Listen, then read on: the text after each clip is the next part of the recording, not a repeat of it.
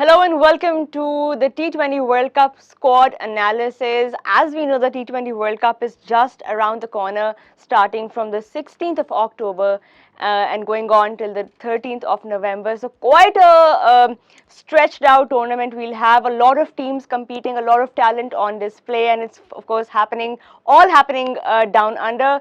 A lot to discuss, and with me I have on the show Ahmed Najib and Mazhar Arshad to help me sort of get a good look at all the squads, not all the squads, the top squads that we will be discussing, strengths and weaknesses of.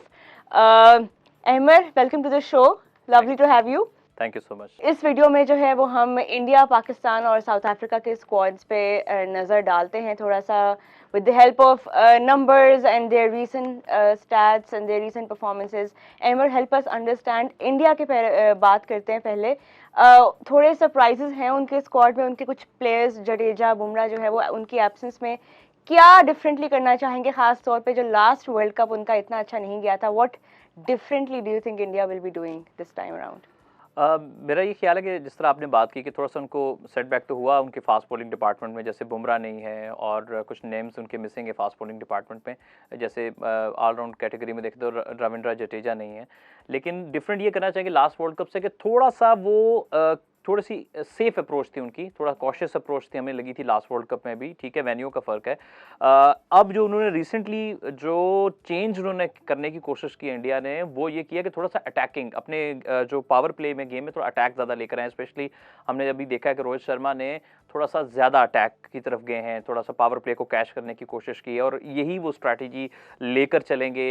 मेरा ख्याल है कि इस world cup के अंदर भी अच्छी बात इंडिया के पॉइंट ऑफ व्यू से ये है कि विराट कोहली जो है वो अमंग द रन्स रिसेंटली कुछ उन्होंने रन्स किए हैं और थोड़ा स्ट्राइक रेट भी उनका बहुत टाइम पे वापस फॉर्म में आ गए हैं विराट कोहली जी, बहुत टाइम पर फॉर्म में आए इंडिया के लिए, क्योंकि एक ऐसा वो पिवट करेंगे पूरी बैटिंग लाइनअप में। एक ऐसा एंकर उनको चाहिए था जो कि उनका स्ट्राइक रेट भी काफ़ी अच्छा है और वो पूरी इंडिया की बैटिंग लाइनअप को स्पेशली मिडिल ऑर्डर में होल्ड करेंगे। और उनके अराउंड जो बाकी उनके अच्छे स्ट्रोक मेकर्स हैं, जिसमें स्काई हैं और रोहित शर्मा, जो उनके ओपनर्स हैं, केएल राहुल हैं, जो भी के वो पंत के साथ जाते हैं या राहुल ही ओपन करते हैं, या बाकी जो उनके मिडिल ऑर्डर में बैट्समैन हैं, अब उनके अराउंड मूव करेंगे तो उनका एक बड़ा इंपॉर्टेंट रोल है। लेकिन मुझे लगता है कि इंडिया जो मैं इसको अपने आर्गूमेंट को क्लोज करूंगा कि क्या चेंज उनकी बैटिंग लाइनअप में मैं कहूँगा तो थोड़ा सा जो ज़्यादा aggressive approach specially from the top जो है वो हमें देखने को मिल रही है। और जिस तरह सूर्या कुमार यादव फॉर्म में है तो हम एक्सपेक्ट करेंगे कि बड़ा एक ज़बरदस्त और ब्लास्टिंग किस्म की बैटिंग परफॉर्मेंस हम इंडिया से देख सकते हैं। Right Mazhar, what do you think, कौन से ऐसे एक्सप्लोसिव प्लेयर्स हैं इंडिया के पास who can be the match winners this time? देखिए, एक तो ये है कि इंडिया ने अपनी ओवरऑल जो इंटेंट है वो चेंज की है। जो पहले उनके सॉर्ट ऑफ एंकर किया करते थे, अगर आप अभी भी उनकी अप्रोच देखें, I mean in the past if they were focusing on 70 runs और 80 रन्स इनिंग्स, अब उनका टारगेट ये है कि वो 15-20 बॉल्स खेल के जो है वो 35-40 रन्स करें, बजाय इसके कि वो लंबे इनिंग्स खेलें। इसी वजह से हम देख रहे हैं कि रोहित शर्मा का स्ट्राइक रेट ऊपर जाता जा रहा है और उनकी एवरेज जो है वो नीचे आ रही है। और विराट कोहली भी जो है जो ज़्यादा रिस्क लेके खेल रहे हैं, तो इस वजह से उसमें जो उनकी जो कंसिस्टेंसी है वो उस तरह से नहीं है जिस तरह से पहले होती थी। जो उनके इम्पैक्ट प्लेयर्स हैं, आई थिंक इस टाइम जो one of the best batters in the world Surya Kumar Yadav हैं, और उन्होंने रिसेंटली अभी 573 बॉल्स के ऊपर जो है 1000 रन मुकम्मल किए, the fastest to do it in the history of T20 as in terms of balls. तो आई थिंक के सबसे ज़्यादा इम्पैक्ट तो वही इस टाइम क्रिएट कर रहे हैं। Then they have like proper power hitters in Hardik Pandya और Dinesh Karthik. I personally think के they have to find a way कि दिनेश कार्तिक और ऋषभ पंत दोनों जो हैं वो खेलें। बट आई मे बी शायद वो अब केएल राहुल को जो है वो ड्रॉप नहीं करेंगे। बट आई थिंक अगर आप दो इम्पैक्ट बैटर्स के साथ जा रहे हैं, इस तरह के बैटर्स के साथ, तो आपके ज़्यादा जो है वो एक अच्छा कम्बिनेशन बन सकता है। लेकिन आई थिंक अगर मैं इस बात को मुख्तसर करूं तो इंडिया की जो प्लानिंग है, जो उनकी स्ट्रेटजी है, वो ये है कि हमें 60-70 रन की इनिंग्स नहीं चाहिए। सेंचुरी हो जाए तो अच्छी बात है, लेकिन हमारा फोकस ये है कि जो बैटर है वो 15-20 बॉल में भी अगर खेल रहा है तो वो इम्पैक्ट क्रिएट करे। इंडिया को जो इशू आएगा वो उनकी बॉलिंग में है। एक तो वैसे ही जो है बुमराह अवेलेबल नहीं है, और फिर उनके जो डेथ बॉलिंग का जो इशू है वो भी हमने रिसेंट सीरीज़ में भी देखा है, ऑस्ट्रेलिया के अगेंस्ट भी, साउथ अफ्रीका के अगेंस्ट भी, एशिया कप में भी। तो बैटिंग तो उनकी बड़ी अच्छी सॉर्टेड लग रही है, इंटेंट भी उनकी चेंज हो गई है, बट आई थिंक बॉलिंग में जो है ना वो इंडिया थोड़ी सी मार खा सकता है। Do you think Rohit Sharma as a captain will be getting a bit frustrated? हमने एशिया कप में भी देखा थोड़ा सा उनको ना अभी खास तौर पे अपनी बॉलिंग रिसोर्सेज को यूटिलाइज करते हुए ही wasn't looking his best. Visually as the captain थोड़ी तनकीद भी उन पे हो रही थी कि may be he is not trusting Arshdeep and क्या डिफरेंटली करेंगे Rohit Sharma as a captain, और या रादर उनको क्या डिफरेंटली करना चाहिए? देखिए, ये चीज़ें हम पहले डिस्कस किया करते थे एज अ पाकिस्तान के पॉइंट ऑफ व्यू से कि फ़लाँ कैप्टन जो है थोड़ा गुस्से में दिखा या फ़लाँ कैप्टन इस तरह से दिखा, तो ये फ्लेवर अब इंडिया को थोड़ा सा देखना पड़ रहा है क्योंकि थोड़ा सा प्रेशर मैचेस में वो लूज़ किए उन्होंने। जो थोड़ा टफ मैचेस थे या क्रूशल मोमेंट्स वो विन नहीं कर सके, जैसे एशिया कप में भी आपने देखा और रिसेंटली कुछ मैचेस भी ऐसे हुए। तो वो जो प्रेशर है, उस प्रेशर में थोड़ा सा जो हमने कुछ विजुअल्स भी देखे कि थोड़ा ज़्यादा फ्रस्ट्रेटेड दिखाई दिया हमें Rohit Sharma. Overall T20 record उनका बहुत आउटस्टैंडिंग है एज अ T20 कैप्टन। मेरा ख्याल है कि थोड़ी बेटर यूटिलाइजेशन, ठीक है, उनको फास्ट बॉलिंग डिपार्टमेंट में बहुत धचका पड़ लगा है उन्हें बुमराह के ना होने से।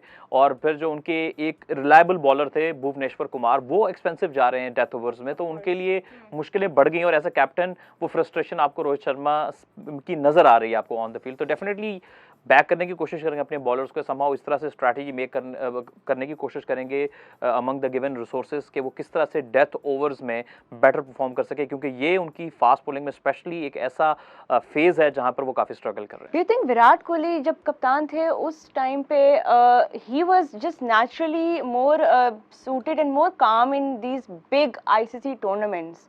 क्योंकि जाहिर है वर्ल्ड कप है, इतना ज़्यादा प्रेशर होता है, तो Rohit Sharma still is sort of getting used to the pressure. देखिए, रोहित ने तो अभी कोई आईसीसी इवेंट में इस तरह अभी तक इंडिया को कैप्टन नहीं किया, तो फर्स्ट टाइम होगा, तो थोड़ा हमें उसी के बाद आइडिया होगा कि उसमें कि उनमें और विराट कोहली में क्या फ़र्क है। लेकिन ये है कि रोहित शर्मा आईपीएल की एक बहुत सक्सेसफुल टीम मुंबई इंडियंस को बहुत देर से उन्होंने लीड की है और उनकी जो सक्सेस है मुंबई इंडियंस के साथ वो बहुत अच्छी है। फिर इवन इंडिया के साथ भी जो उन्होंने जो मोस्टली जो मैचेस खेले हैं उन्होंने जीते ही हैं। एशिया कप उनका एक बुरा गया था, लेकिन आप देखेंगे एशिया कप में भी वो बहुत क्लोज मैचेस आ रहे हैं। ऐसा नहीं है कि कोई बहुत बड़ा वो मैच हार गए हों 100 रन से या 50 रन से। तो बॉलिंग उनका कंसर्न है, जिस तरह की हमने बात की है। बट आई थिंक कि ये मैं देख रहा था इस तरह के कुछ कमेंट्स आ रहे थे, but it's part of I mean जो कैप्टनसी है वो थोड़ी मुश्किल जो और हर किसी का अपना फ्लेयर होता है, अपना तरीका, अपना अंदाज़। और फिर एक इतना बड़ा पाकिस्तान इंडिया का मैच और आप आपका बॉलर या आपका फील्डर एक इतना इजी कैच छोड़ दे, तो आई थिंक किसी को भी गुस्सा आ सकता है।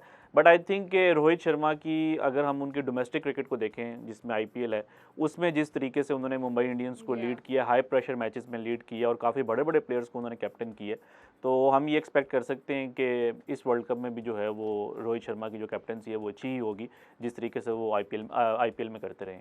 चलिए हमने स्क्वाड तो डिस्कस कर लिया क्विकली। अब मैं आप दोनों से ये पूछना चाहूँगी, how far do you see India going in the world cup? Ahmed, आपसे शुरू करते हैं। डेफिनेटली मेरा ये ख्याल है कि इंडिया सेमीफाइनल तक तो जाएगा, क्योंकि उनकी जो वीकनेस अपेरेंटली सबको पता है कि फास्ट बॉलिंग में थोड़ी सी कमी नज़र आ रही है, लेकिन फिर भी उनकी बैटिंग में इतनी फायर पावर है, उनके स्पिनर्स काफ़ी अच्छे, हर तरह के स्पिनर उनके पास मौजूद है। तो मेरा ख्याल है कि उनको सेमीफाइनल तक तो एटलीस्ट जाना चाहिए, और अगर वो नहीं जाते हैं तो मुझे डिसअपॉइंटमेंट होगी। मज़र? आई थिंक मैं अहमद की बात से एग्री करूंगा कि इंडिया एक स्ट्रॉन्ग कैंडिडेट लग रहा है सेमीफाइनल का। और बड़े इवेंट्स में जो है वो वैसे उनकी परफॉर्मेंसेस अच्छी होती हैं। पिछला एक वर्ल्ड कप बुरा गया था। अक्सर वो जब फंसते हैं तो वो नॉकआउट स्टेज के ऊपर आके फंस जाते हैं। अगर आप पिछले 7-8 साल देखें तो सेमीफाइनल फाइनल तक आते हैं, उसके बाद वो थोड़ा उनको मुश्किल होती है। फिर ऑस्ट्रेलिया में इंडिया का रिकॉर्ड भी अच्छा है। रिसेंट टाइम्स में उन्होंने काफ़ी वहाँ पे टेस्ट क्रिकेट भी खेली है, उनके प्लेयर्स को एक्सपीरियंस है। लास्ट टाइम जो बायलैटरल सीरीज़ हुई थी वो भी इंडिया जो है वो जीत गया था ऑस्ट्रेलिया में। तो आई थिंक के इंडिया जो है वो फेवरेट है सेमीफाइनल के। चले, मज़र और अहमद दोनों का वर्डिक्ट ये है कि इंडिया जो है सेमीफाइनल तक तो पहुंचेंगे, तो ये एक अच्छा साइन है for the Indian fans who are watching us, क्योंकि स्ट्रेंथ्स तो हम सबको इंडिया की पता ही हैं। थोड़ा सा जो प्रॉब्लम एरिया है बॉलिंग का, let's see how they fare in the world cup. Moving on to our next team, Mazhar आपने भी बात की कि इंडिया की टीम जो है बड़े टूर्नामेंट्स में usually they tend to do well, लेकिन आखिरी स्टेजेस पे जाके जो है वो थोड़ा सा डिसअपॉइंटमेंट उनको होती है। एक और टीम जो माइंड में आती है when we speak of this trend is South Africa. Of course they have a good record in big tournaments, but it's usually in a very important knockout game that they just seem to lose sense of where they're going. इस बार क्या ये चीज़ finally change हो पाएगी? South Africa का जो एक tag लगा हुआ है चोकर्स का, क्या finally this time something will be different in their team? देखिए, साउथ अफ्रीका अक्सर मुझे फील होता है कि जो क्रूशियल मोमेंट्स होते हैं वो नॉकआउट मैचेस में या कहीं और, वो उनको ना कैप्चर, मतलब कि उनको ठीक तरीके से उनकी ग्रिप नहीं आती उसके ऊपर। जिस तरह लास्ट अगर आप वर्ल्ड कप देखें तो south Africa they were among the better teams, और वो सेमीफाइनल में सिर्फ रन रेट की वजह से नहीं जा सके। उन्होंने इंग्लैंड को भी हरा दिया था और फिर ऑस्ट्रेलिया के साथ उनका बड़ा क्लोज मैच हुआ था, लेकिन वो जो बांग्लादेश वाला मैच था वो उसमें रन रेट में पीछे रह गए, जिसकी वजह से वो आगे नहीं जा सके। तो बट अभी अगर हम साउथ अफ्रीका की टीम को देखें, यूएई में उनके जो प्लेयर्स थे वो उतने ज़्यादा इफेक्टिव नहीं, मतलब कि टेक्निकली अगर हम बात करें तो उतने ज़्यादा इफेक्टिव चांसेस नहीं थे जितने कि ऑस्ट्रेलिया में होंगे, क्योंकि स्ट्रोक मेकर्स हैं उनके पास, फास्ट बॉलिंग बहुत उनकी स्ट्रॉन्ग है और स्पिनर भी हैं उनके पास अच्छे, in the form of Tabraiz Shamsi, फिर अनरिक नोकिया, काखिसो रबाडा। बैटिंग में आप देखें तो डेविड मिलर जो है वो फॉर्म में आ गए हैं, एडन मार्करम की बहुत अच्छी फॉर्म चल रही है। तो आई थिंक कि साउथ अफ्रीका जो है ना, अगर आप ऑन पेपर्स देखें तो इस टाइम एक बहुत स्ट्रॉन्ग टीम लग रही है। आप ये कह सकते हैं कि वो टॉप 4 टीम्स के अंदर इस टाइम नज़र आ रहे हैं। Emir, what do you think about the South Africa squad for the World Cup? South Africa का स्क्वाड पहले से थोड़ा ज़्यादा स्ट्रेंथ उसको मिल गई है, क्योंकि उनके कुछ प्लेयर्स जो टीम का हिस्सा बहुत सालों से नहीं थे वापस आ गए। राइले रूसो आ गए, वैन पार्नेल आ गए, तो उससे काफ़ी ज़्यादा उनको स्ट्रेंथ मिली है। अभी रिसेंटली सेंचुरी भी की राइले रूसो ने इंडिया के खिलाफ। फिर आपको पता है कि साउथ अफ्रीका में की जो टीम है साउथ अफ्रीका की, ऑस्ट्रेलिया में बाउंसी कंडीशंस है, तो वो उन कंडीशन से काफ़ी फेमिलियर भी हैं, क्योंकि उनके होम में काफ़ी मिलती जुलती कंडीशंस होती हैं, तो उनको ज़्यादा सूट करके compare to the last world cup जो कि यूएई में हुआ था। तो जैसे अभी मज़र ने बात की कि उनका जो प्रॉब्लम रहा है बड़े टूर्नामेंट्स में कि क्रूशल मोमेंट्स पे चौक कह लें उसके लफ्ज़, या क्रूशल मोमेंट्स को लूज़ कर जाना जहाँ से वो नहीं जा सकते, हालांकि टैलेंट वाइज या एबिलिटी वाइज कभी भी कोई डाउट नहीं रहा। तो आई थिंक ये बड़ा अच्छा चांस है साउथ अफ्रीका के पास कि वो बेटर क्रिकेट खेलें। उनके पास एक्सपीरियंस भी है, फास्ट बॉलिंग में देखें तो उनके पास कोई नए नाम नहीं, ऐसे उनका पास लोग हैं जो कि काफ़ी सालों से खेल रहे हैं। और फिर स्पिनर्स भी उनके पास काफ़ी डिसेंट हैं। बैटिंग लाइन आप देखें काफ़ी सेटल्ड नज़र आ रही है। प्रॉब्लम सिर्फ उनके पास एक है, वो उनके कैप्टन हैं जो कि परफॉर्म नहीं कर रहे हैं और एज कैप्टन है, तो वो एक उनका बड़ा नेगेटिव साइड नज़र आ रही है। आई होप कि वो आगे कर पाएंगे टेम्बा बवूमा, लेकिन ओवरऑल पाकिस्तान डिपार्टमेंट देखें, फास्ट बॉलिंग देखें, बैटिंग लाइनअप देखें, top order, middle order, lower order, वो काफ़ी अच्छा कॉम्पैक्ट नज़र आ रहा है हमें। Right. Mazhar, how far do you see South Africa going in this tournament? ये बात ने मुझे बहुत मुश्किल में डाल दी है, क्योंकि अगर मैंने साउथ अफ्रीका का कह दिया कि सेमीफाइनल में जाएंगे और इंडिया का भी कह दिया तो इस ग्रुप में से 2 ही जाएंगे और इस ग्रुप में पाकिस्तान भी है। Exactly. तो बट आई थिंक अगर आप इस टाइम पोटेंशियल देखें टीम्स का और उनकी परफॉर्मेंसेस देखें, साउथ अफ्रीका की रिसेंट फॉर्म अच्छी है, उन्होंने इंग्लैंड को भी हराया है, इंडिया को उन्होंने टफ टाइम दी है। तो आई थिंक कि हम ये कह सकते हैं कि साउथ अफ्रीका जो है वो सेमीफाइनल में जाएगा। Wow. चलिए हम towards the end of this show हम देखेंगे कि इन्होंने ये ना हो कि सब टीम्स के बारे में आप यही कह रहे हो कि आपने पूरे 10-10 सेमीफाइनलिस्ट बना लिए हो। अहमर, आप क्या कहेंगे? अच्छा, एक नेक शगुन के तौर पे आप ये कहेंगे पाकिस्तान का, आप ये देखें इस पास्ट डेकेड में या पिछले 12-13 सालों में आईसीसी टूर्नामेंट्स में साउथ अफ्रीका के खिलाफ रिकॉर्ड बहुत अच्छा है, हालांकि वो कई बार हमसे बहुत बेहतर टीम ऑन पेपर होते हैं। तो एक ये नेक शगुन रखते हुए कि साउथ अफ्रीका बुरी क्रिकेट खेलेगा तो सेमीफाइनल में नहीं जाएगा। पोटेंशियल वाइज उनके अंदर ये मुकम्मल पोटेंशियल है, specially referring to the conditions के वो सेमीफाइनल तक जाएं। बहुत अच्छी और तगड़ी टीम है साउथ अफ्रीका की, तो मेरा ख्याल है कि अगर वो पोटेंशियल पे खेलेंगे तो सेमीफाइनल पे डेफिनेटली जाएंगे। Right. चले once again Ahmer and Mazhar have signaled that South Africa might make it to the semi-finals. Let's hope and see how far they go in this tournament. And let's quickly move on to the next team जिसका हम अभी analysis करने वाले हैं, Pakistan. Ahmar, Pakistan team जो है इस वक्त काफ़ी डिस्कशन हो रही है, ख़ास तौर पर बैटिंग को लेके। पहले तो ये बताएं कि मिडिल ऑर्डर का जो एक इशू है जो कि काफ़ी अरसे से चलता आ रहा है और अभी तक right before the world cup it has not been solved, rather थोड़ा सा और कॉम्प्लिकेट हो गया है। Will the middle order be Pakistan's biggest weakness in the world cup? Apparently तो ये वीकनेस है और जो कि एग्जिस्ट कर रही है। मेरा ये ख्याल है कि वीकनेस भी है और रिसेंटली जो आपके गिवन रिसोर्सेज हैं उनको भी बहुत बैडली यूटिलाइज किया गया, तो जो वीकनेस थी वो और भी ज़्यादा बढ़ के सामने नजर आई। जैसे शादाब खान एक पोटेंशियल कैंडिडेट थे, मेरा तो अपना पॉइंट ऑफ व्यू ये था कि उनको परमानेंट नंबर 4 उनका होना चाहिए शादाब खान का। और ये पीएसएल में भी हमने देखा कि he is very comfortable playing up the order. उसका ये फायदा ये है कि देखिए वो हाई इंटेंट के साथ खेलते हैं। आपके चूंकि ओपनर्स जो हैं वो टाइम लेते हैं और अमूमन वो एक मीडियोकर सा स्ट्राइक रेट होता है, ना बहुत नीचे ना बहुत ऊपर, तो आपको फौरन से एक ऐसा प्लेयर चाहिए होता है। अगर वो आउट हो आप शादाब को 3 पे भी भेज सकते हैं, डिपेंड अपॉन द सिचुएशन, कि एक ऐसा प्लेयर जो आए और 20, 30, 40 जितनी देर भी स्टे करें, एक तेज चेंजेस आपको एक बूस्ट दे दे आपके रन रेट को, आप क्या कर रहे थे? आप डिफरेंट प्लेयर को आप ट्राई आउट कर रहे थे, आपने बीच में हैदर अली को भी ट्राई किया, आपने इफ्तिखार अहमद को भी ट्राई किया, आपने डिफरेंट प्लेयर्स को ट्राई किया, लेकिन आई थिंक पोटेंशियली रिसेंट जो हिस्ट्री बताती है सबसे जो पोटेंशियल कैंडिडेट था शादाब, उनको आपने कम ट्राई किया है। तो मेरा ख्याल है कि ओवरऑल मिडिल ऑर्डर का हमारा प्रॉब्लम है। ये डिपेंड करेगा, आपको बहुत स्मार्टली यूज करना पड़ेगा अपने मिडिल ऑर्डर को कि क्या सिचुएशन है, किस सिचुएशन के हिसाब से हमें किस बैटर को भेजना इट है। Should be flexible. Mazhar is really like just itching to jump in. जब ये स्ट्राइक रेट की हम बात कर रहे थे, लाइक मजहर आप क्या कहेंगे? देखिए, ये तो I mean it goes without saying कि पाकिस्तान का रन रेट और स्ट्राइक रेट इश्यूज़ हैं, लेकिन ये है कि इस कम्बिनेशन को बेहतर किया जा सकता है। जिस तरह आप देखेंगे रिसेंट टाइम्स में पाकिस्तान ने जितने भी मैचेस में शादाब या नवाज़ को प्रमोट किया है, तो उसके पाकिस्तान को अच्छे नताइज मिले हैं। अभी न्यूजीलैंड के अगेंस्ट शादाब ने मैच जितवाया, अफगानिस्तान के अगेंस्ट वर्ल्ड एशिया कप में जो है उनकी अच्छी इनिंग्स थी, फिर एशिया कप में नवाज जब ऊपर आए, तो जब आप अपने बैटिंग ऑर्डर को फ्लेक्सिबल रखते हैं, इट ऑल डिपेंड्स कि एंट्री पॉइंट क्या है। हम ये नहीं कहते कि शादाब को हर मैच में आप 4 पे भेजें। अगर बाबर और रिजवान लेट से कि वो 10 ओवर्स खेल जाते हैं, तो आप शादाब को 3 पे भी भेज सकते हैं, क्योंकि अब सिर्फ पीछे 10 ओवर्स रह गए हैं। लेकिन अगर लेट से कि शुरू में ही 2 आउट हो गए हैं, आपके शुरू के 2-3 ओवर्स में 2 आउट हो गए हैं, तो अब आप शादाब को ना भेजें, आप इफ्तिखार को भेज सकते हैं, शादाब को बाद में भेज दें। तो आई थिंक थोड़ा सा बैटिंग ऑर्डर फ्लेक्सिबल रखना है। And again I think Pakistan के जितने भी बैटर्स हैं, वो ओपनर्स हों या मिडल ऑर्डर हो, सबको अपनी इंटेंट जो है वो चेंज करनी होगी। अभी हम देख रहे हैं जो आपके मिडल ऑर्डर में बैटर्स आ रहे हैं, जिस तरह शान मसूद हैं या इफ्तिखार हैं, तो वो भी अब सिमिलर इंटेंट के साथ खेल रहे हैं।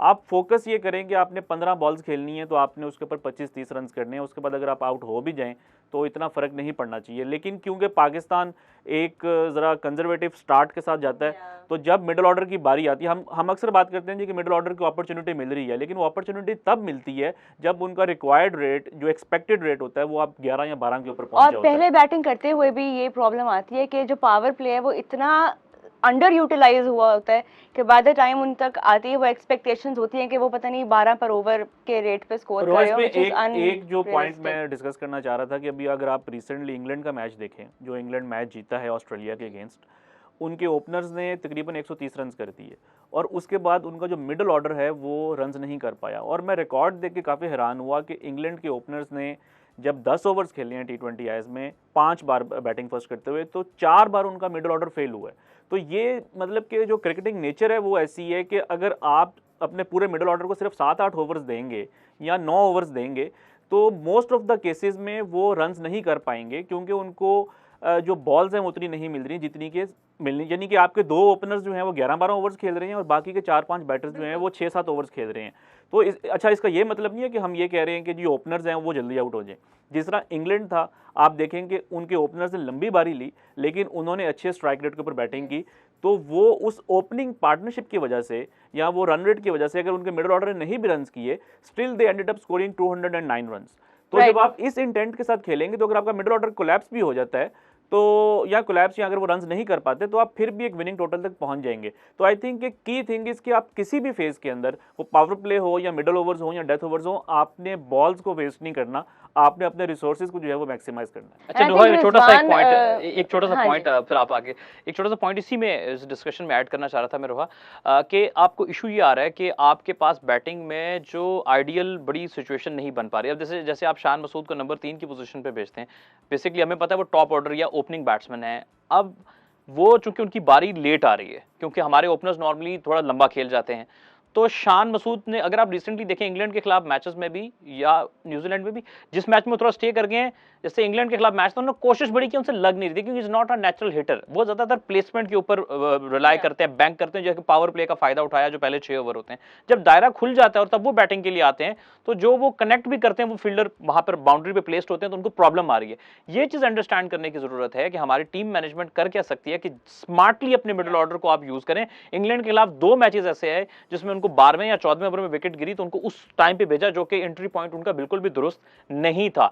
तो हमें थोड़ा सा, हमारी जो हमें बेहतरी करने की जरूरत है, वो हमें रिजिड नहीं होना, अपने बैटिंग ऑर्डर को लेकर थोड़ा सा प्लान करना पड़ेगा, फ्लेक्सिबल रहना पड़ेगा। हर चीज जो है वो कुदरत के निजाम पे नहीं छोड़ते, कुछ चीजें आप खुद भी प्री प्लान करते हैं। बैटिंग के बारे में हम काफी डेप्थ में चले गए थे, थोड़ी बॉलिंग के ऊपर बात कर लेते हैं। पॉजिटिव्स ही हैं ओवरऑल पाकिस्तान के, खास तौर पे हारिस रऊफ जो फॉर्म में वो भी चल रहे हैं, और प्लस ऑस्ट्रेलिया में जो उनका एक्सपीरियंस है, is he the one two watch out for in this team? Surely one of them, क्योंकि शाहीन अफरीदी होपफुली हम एक्सपेक्ट कर रहे हैं कि वो फिट हो जाएंगे। वैसे तो पीसीबी चेयरमैन रमीज़ रजा साहब ने बोल दिया है कि वो वर्ल्ड कप के पहले मैच तक फिट हो जाएंगे।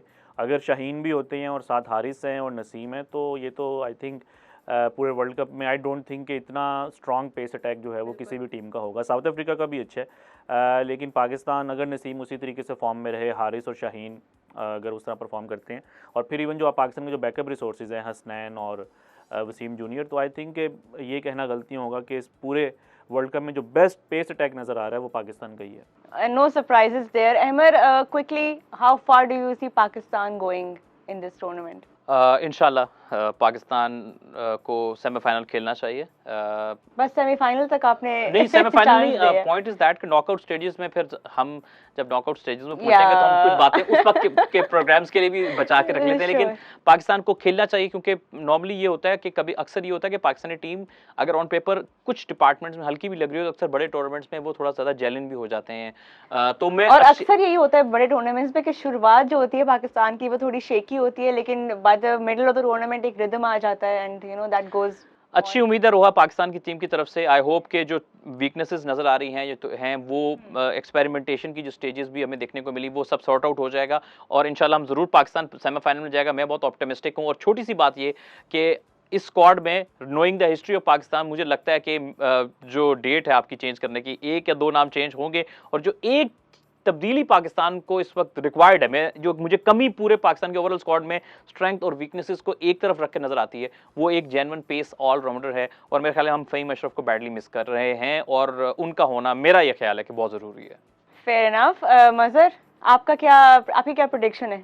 देखिए, इस ग्रुप में मैं ऑलरेडी कह चुका हूँ कि इंडिया और साउथ अफ्रीका जो है वो सेमीफाइनल के लिए ज़्यादा फेवरेट है। पाकिस्तान कहूँगा तो इलॉजिकल बात हो जाएगी, नहीं कहूँगा तो लोग नाराज़ हो जाएंगे, बट आई थिंक पाकिस्तान की टीम में देखिए पोटेंशियल तो है और अनप्रेडिक्टेबल टीम है और I know that it might come back at me, but I think इस ग्रुप में अभी करंट फॉर्म देखते हुए India and South Africa they are more likely to qualify for the semifinal. Okay, interesting. अच्छा, चले मेरा दिल बीच में से ये कह रहा है कि पाकिस्तान चला जाएगा। चले, नहीं, आपका दिल जो मर्जी कहें, आप स्टार्ट्स मैन है, आपका जो वर्ड्स और पेपर पे जो आपके नंबर्स हैं वही सही रिफ्लेक्ट करते हैं। Thank you for your fair and honest predictions and yeah let's move on to our next three teams. Right, those were the first three teams of this squad analysis video that we are doing.